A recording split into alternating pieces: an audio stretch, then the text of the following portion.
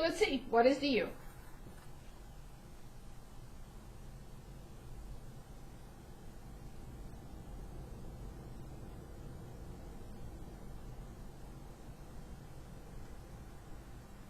What does it equal to? Well, it's 2x dx. Do I have x? Yeah. I have an x squared times x instead of x cubed. Do I have dx? Yes. Do I have 2? No, I don't. No problem. 2 is the easiest thing to make up. So then the 2 is this, the x is this, the dx is this. So those all three will be du. Now this is nice, will be u to power 1/2, no worries with that. But I'm having some difficulty here because I have an x squared left. Everything else is accounted for. The 2x and dx are du. This piece is u to 1/2, or the square root of u. But what do I do with this? Can anyone have any suggestions? What should I do with x squared?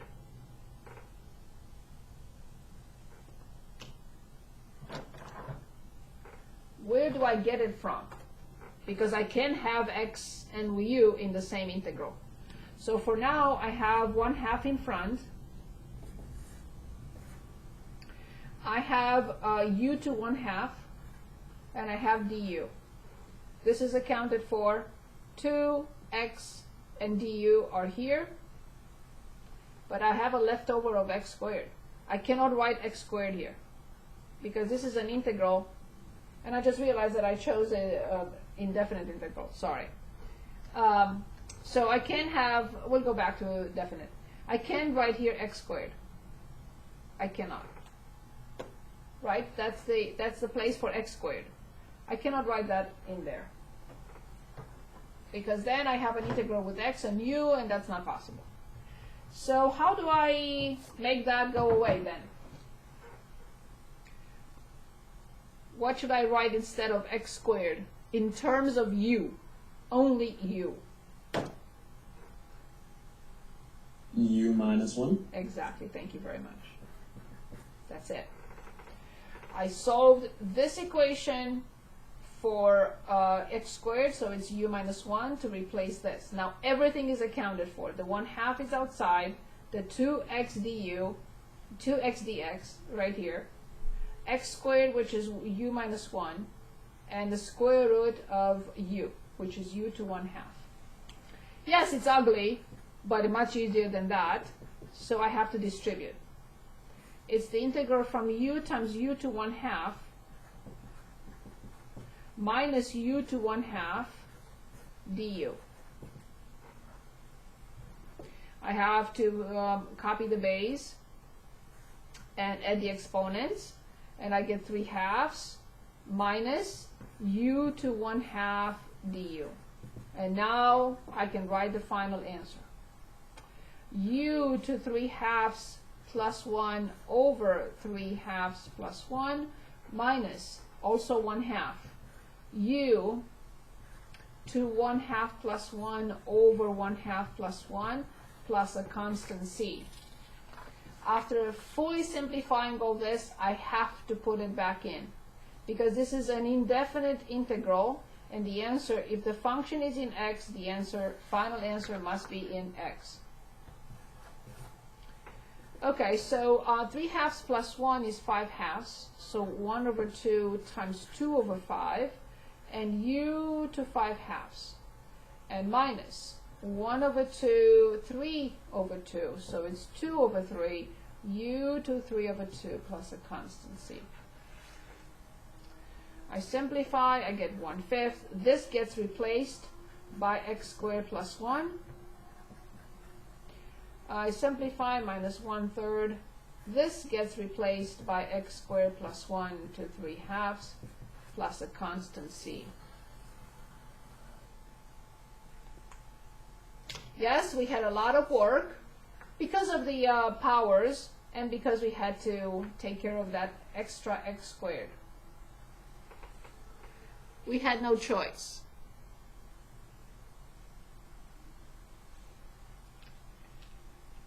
Okay. Let's go back to, 66. The integral from negative pi over 3 to pi over 3 from x to the fourth sine x dx.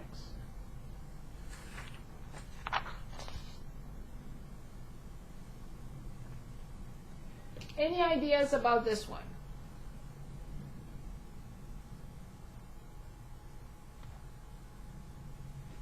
Any ideas?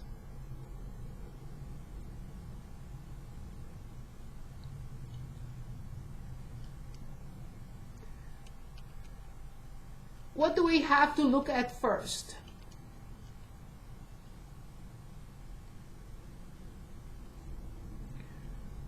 What do we need to look at first? You need to find a substitution. That's a good idea. However, this is what we always have to look at first. When we look at a definite integral, we need to look at this first. And I see a symmetric interval.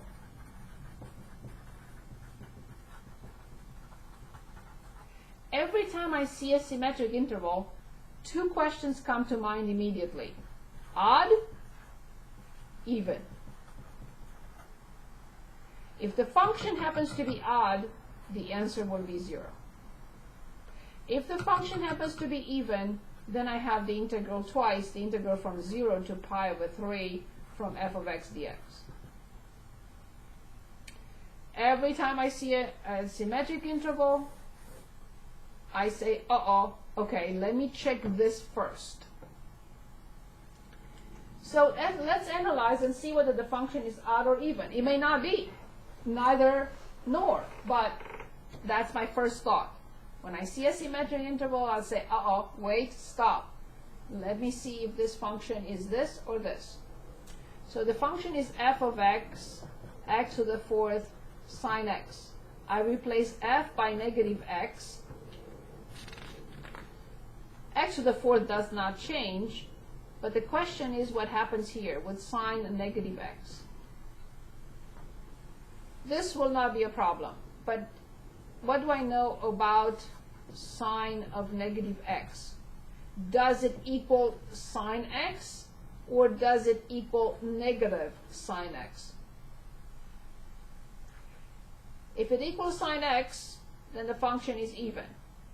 If it equals negative sine x, then the function is odd. Not both, either one or the other. And let me refresh your memory. There are only two trig functions that are even. Only the ones that only have cosine in them. Cosine and secant. No other function that is trig is even. No other. Only the ones that has only cosine and the other one that has only cosine in it. Any function that has sine in it will be odd. Any function that has sine in it, like sine, cosecant, tangent, cotangent. Everything is odd except cosine and secant. So it's odd. Well done. Only because it's a symmetric interval and the function is odd. This was one of the 11 properties that from last time.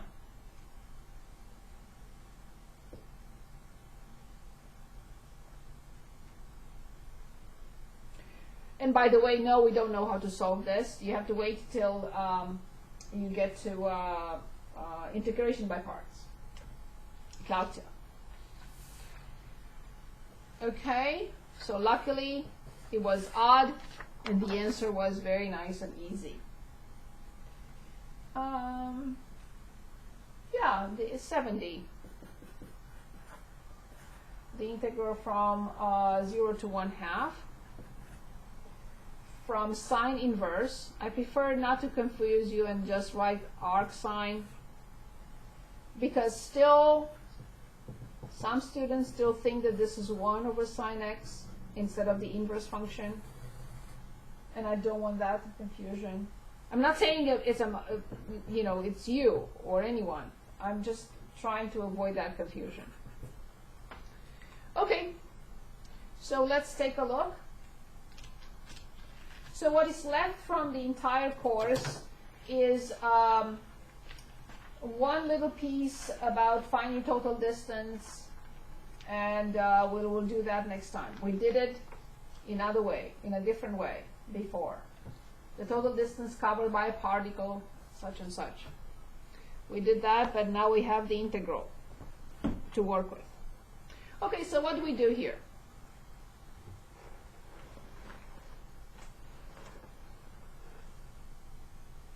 Any suggestions?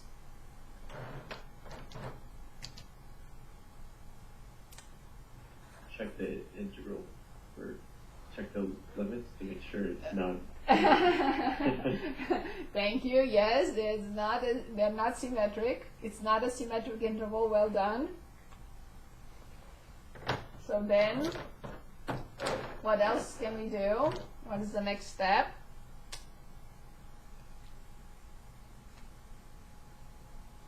Something that you can think of. 1 over the square root of 1 minus x squared. So, Well, if arc sine? very good. Yeah. Arc sine is the best but you're right. I would have thought about this, but looking at arc sine, and we know that du of arc sine will be 1 over the square root of 1 minus x squared dx, then this is my du, and this is my u. And it can be easier than this. You can't have easier than u du, because dx over this is du, and this is our function u. But do not copy the limits of integration, please. So when x is 0, how much is u? What is the angle whose sine is 0?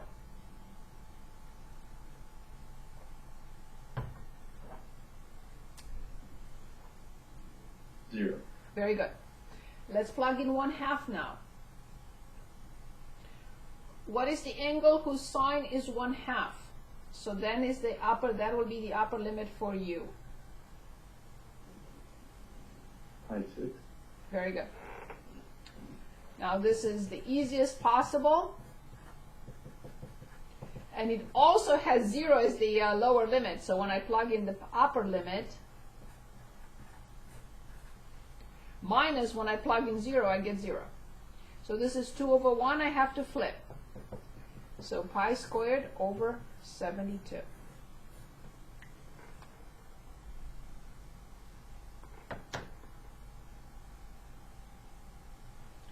Any questions? Any Can questions? you Yes? explain one more time how you got u squared over 2? Yes. Yes, this was from 4.9, right? Which function prime is this?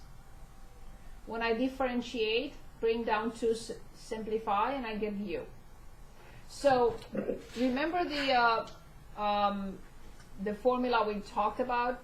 The integral from u to the n du is u to n plus 1 over n plus 1 plus a constant c.